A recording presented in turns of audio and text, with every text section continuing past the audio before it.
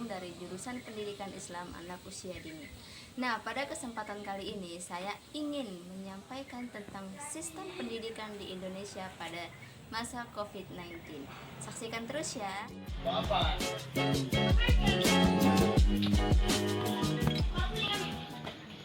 Setiap negara di belahan dunia sekarang sedang menaruh perhatian penuh untuk mengatasi COVID-19. Ini semua dikarenakan COVID-19 yang telah menjadi pandemi bagi masyarakat di seluruh dunia dan sudah banyak menelan korban jiwa manusia.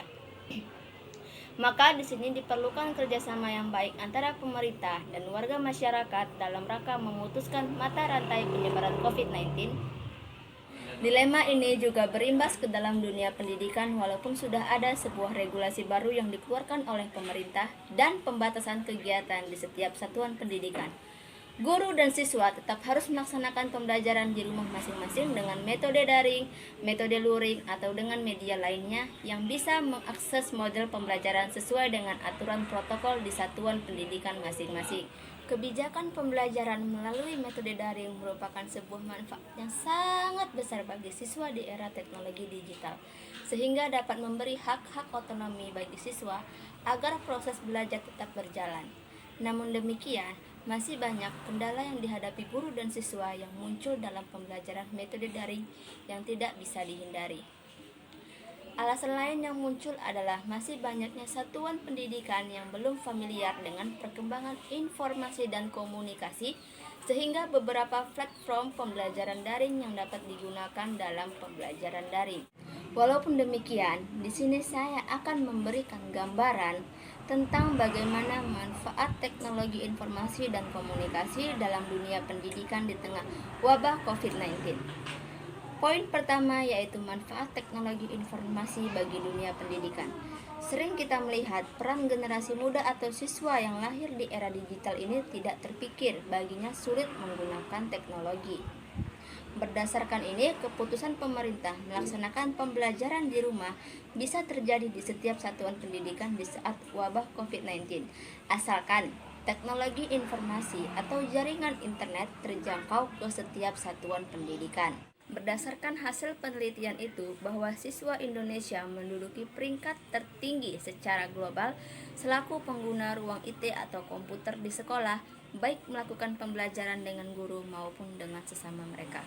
Maka dalam hal ini, pemerintah sangat tepat mengeluarkan sebuah regulasi menyangkut tentang sistem pembelajaran daring di setiap satuan pendidikan, mulai dari tingkat sekolah dasar sampai ke perguruan tinggi, agar bangsa Indonesia tidak ternoda dengan hal-hal yang tidak dibenarkan oleh agama maupun negara agar cepat terhindar dari wabah COVID-19. Semua ini sangat tergantung kepada kepala sekolah. Melalui kepala sekolah, kebijakan untuk membuka terobosan baru di sekolah seperti merencanakan, melaksanakan pembelajaran melalui media teknologi informasi dan komunikasi yang ada. Guru hanya sebagai pengelola kelas yang memiliki peran penting dalam menghasilkan pelaksanaan pembelajaran secara daring tersebut. Ini hanya menyangkut tugas-tugas yang harus dilakukan guru seperti merencanakan, mempersiapkan, melaksanakan, dan mengevaluasi proses pembelajaran melalui media daring, pengajaran, bimbingan, dan pengawasan. Siswa harus mendapatkan fasilitas pembelajaran supaya dapat meningkatkan pemahaman terhadap materi-materi yang diberikan oleh guru melalui sistem online. Permendikbud itu menyebutkan ada pola-pola pembelajaran yang perlu diubah, antara lain pola pembelajaran satu arah atau interaksi guru dengan siswa perlu diubah menjadi pembelajaran interaktif.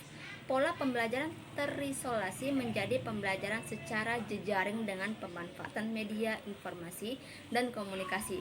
Dengan pola ini, pembelajaran pasif menjadi akan aktif mencari.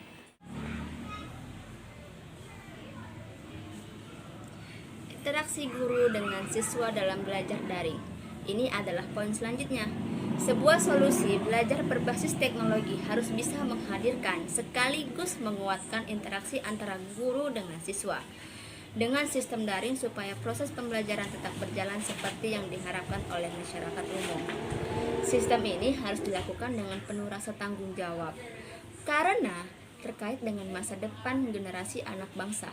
Oleh karena itu, guru harus memiliki kemampuan menguasai teknologi informasi dan komunikasi, seperti mendesain konten pembelajaran, mengelola sumber belajar, membangun kemandirian belajar siswa, dan berkomunikasi multi arah. Pola interaktif yang baik harus dibangun. Kegiatan belajar bisa dikontrol, kesulitan belajar bisa diselesaikan, hasil belajar bisa terjamin dan berkualitas, dan dapat mengevaluasi pembelajaran. Peralihan pembelajaran ini memaksa berbagai pihak untuk mengikuti alur di sekitarnya. Bisa ditempuh agar pembelajaran dapat berlangsung dan menjadi pilihan adalah dengan pemanfaatan teknologi sebagai media pembelajaran daring. Penggunaan teknologi ini juga sebenarnya bukan tanpa masalah. Banyak faktor yang menghambat terlaksananya efektivitas pembelajaran daring ini, antara lain: 1. Penugasan teknologi yang masih rendah. 2.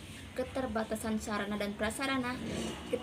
Jaringan internet. Dan yang keempat, biaya.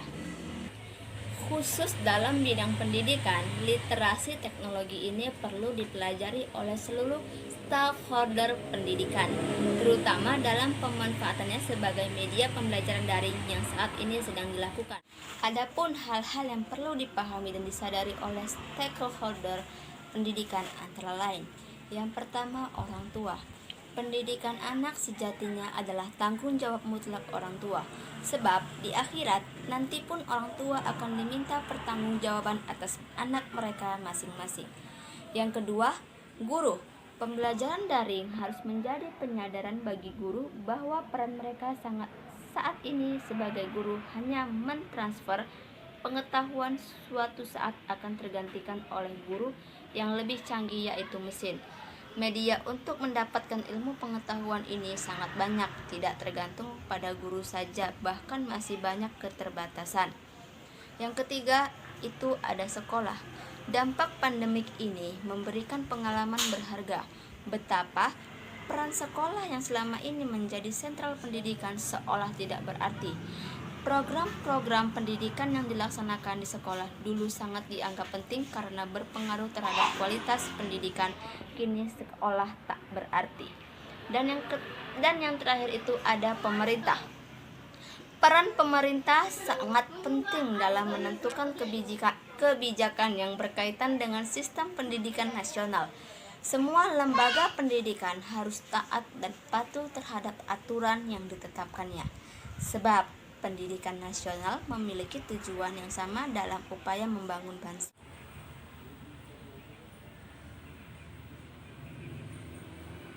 Sekian video dari saya. Lebih dan kurangnya saya mohon maaf. Semoga bermanfaat. Jangan lupa di like, subscribe, and share ke teman-teman yang lain. Wassalamualaikum warahmatullahi wabarakatuh.